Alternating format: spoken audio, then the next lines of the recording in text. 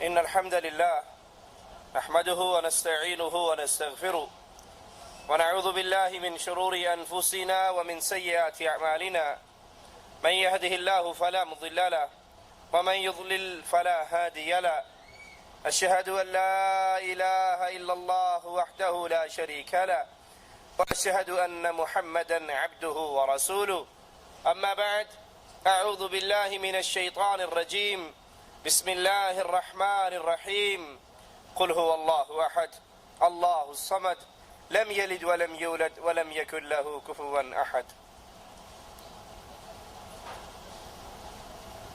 سیدنا فاروق اعظم رضی اللہ عنہ وارضا ایک ایرانی غلام ابو لؤلؤ کے ہاتھوں زخمی ہوئے اور اسی زخموں کی تاب نہ لاتے ہوئے شہادت کے مقام پر فائز ہوئے. یہ ظالم، یہ مجرم،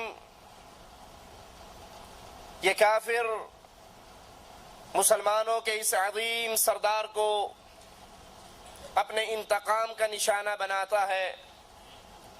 دور نہ جائیے، آج بھی آپ صحابہ کرام کے دشمنوں کو دیکھیں گے، انہوں نے فیروزہ پتھر پہنا ہوتا ہے اور اس پتھر کی نسبت اسی ابو لؤلؤ فیروز مجوسی کی طرف کرتے ہیں. اس کے دربار کو آج بھی پوجا جاتا ہے، بلکہ دشمنان صحابہ اس کو بہت بڑا مجاہد قرار دیتے ہیں کہ اس ظالم نے امیر المؤمنین فاروق اعظم رضی اللہ عنہ وارضا کو شہید کیا.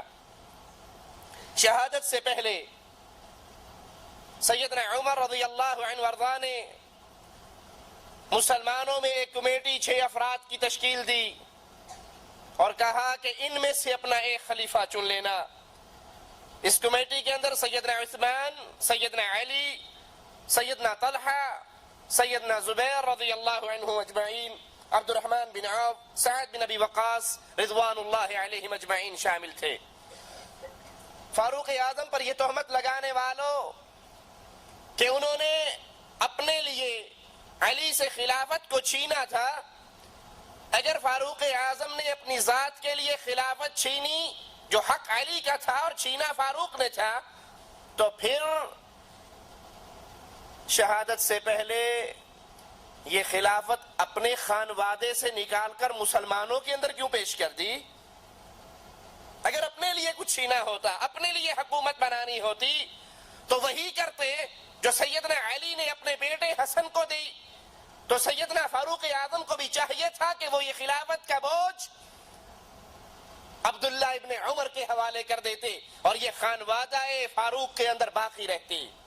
انہوں نے تو وہ 6 افراد، وہ کمیٹی جو بنائی جس کے اندر سے کسی ایک کو خلیفہ چننا تھا، اس کمیٹی کے اندر بھی اپنے بیٹے عبداللہ کو شامل نہیں کیا رضی اللہ عنہ وارضا.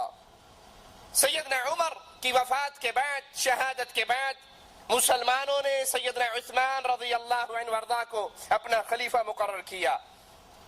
جب آپ خلیفہ بنے تو آپ کی عمر 70 برس تھی.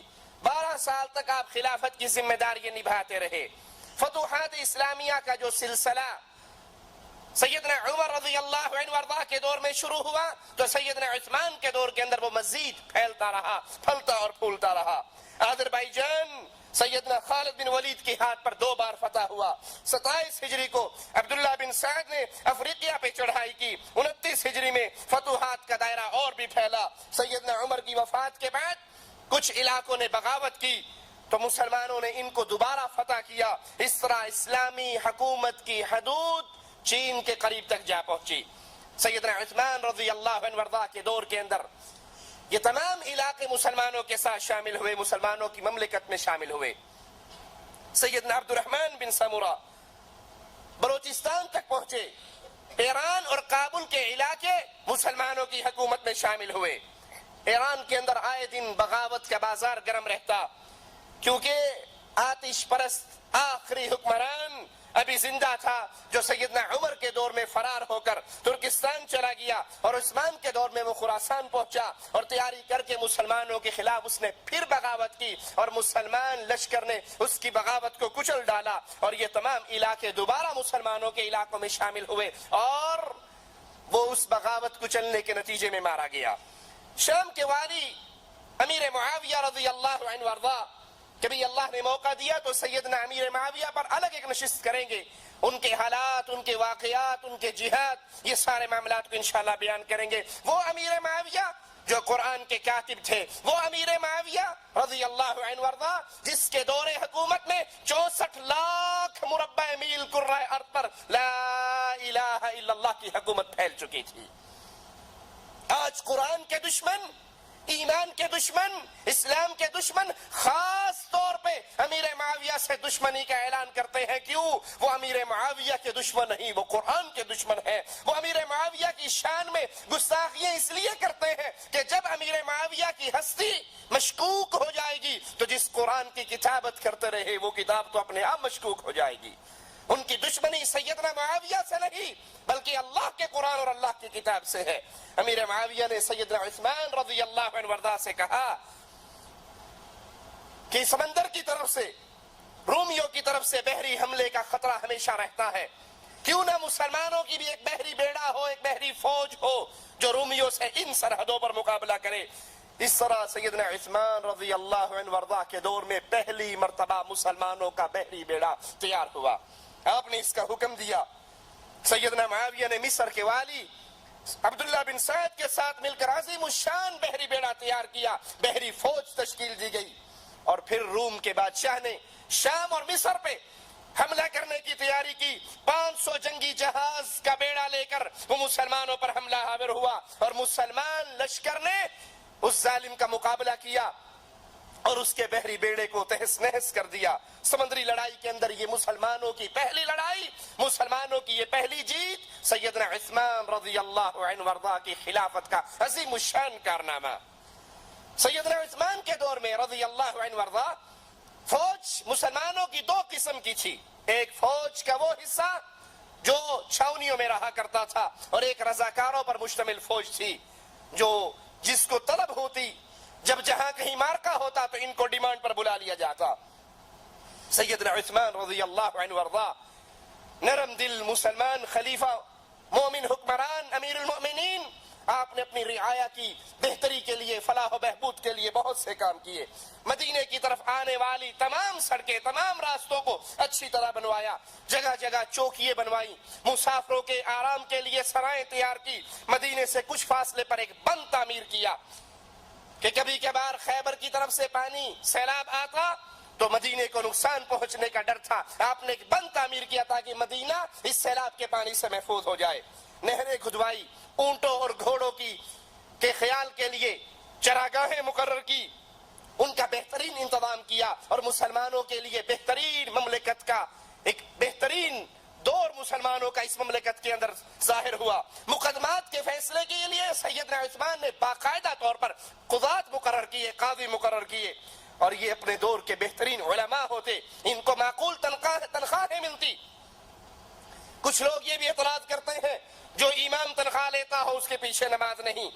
کراچی کا ایک گمراہ فرقہ ڈاکٹر عثمانی کے ماننے والے وہ اس ذہن کو لوگوں کے اندر ترویج دیتے ہیں جو امام تنخواہ لے اس کے پیچھے نماز پڑھنی جائز نہیں۔ ائمہ کی تنخواہیں، فوجیوں کی تنخواہیں، قاضیوں کی تنخواہیں، علماء کے وظیفے، یہ سیدنا عمر اور سیدنا عثمان رضی اللہ عنہما کے دور کے اندر مسلمانوں کے اندر جاری ہوئے۔ اور یہ قاضی اتنے با اختیار ہوتے کہ کسی بھی حکومتی آدمی بڑے سے بڑے با اختیار کا کوئی دباؤ ان کے اوپر نہ ہوتا، یہ اپنے ان تمام فیصلوں کے اندر آزاد ہوتے اور قرآن و حدیث کے مطابق فیصلے کرتے۔ سیدنا عثمان رضی اللہ عنہ وارضا نے ساری عمر دین کی خدمت کرتے ہوئے گزار دی، اسلام کی خدمت کرتے ہوئے گزار دی اور ان کی ایک بہت بڑی نیکی، مسلمانوں پر بہت بڑا احسان عظیم، انہوں نے تمام مسلمانوں کو قرآن کی ایک قرات پہ اکٹھا کیا۔ یہ بہت بڑی آپ کی خدمت اور مسلمانوں پہ بہت بڑا احسان۔ حرم پاک کی جگہ بہت تنگ، مسلمان بڑھے تو حرم کی جگہ تنگ محسوس ہونے لگی. سیدنا عثمان رضی اللہ عنہ وارضا نے ارد گرد کے سارے مکانوں کو خرید کر ان کو بیت اللہ کے اندر شامل کر دیا. ان اصلاحات نے اسلامی سلطنت کو ایک ترقی کے دور پہ جاری کر دیا. پرامن دور، فتنوں سے پاک، عوام کے لیے بہتری کے دروازے کھلے ہوئے، اور اسلامی حکومت، اسلامی مملکت، اسلامی خلافت ترقی کرتی جا رہی ہے. دشمنان اسلام، دشمنان دین، کفار کے ایجنٹ یہودیوں سے یہ برداشت نہ ہوا تو انہوں نے مسلمانوں کے اس خلیفے کے خلاف پروپیگنڈا کیا.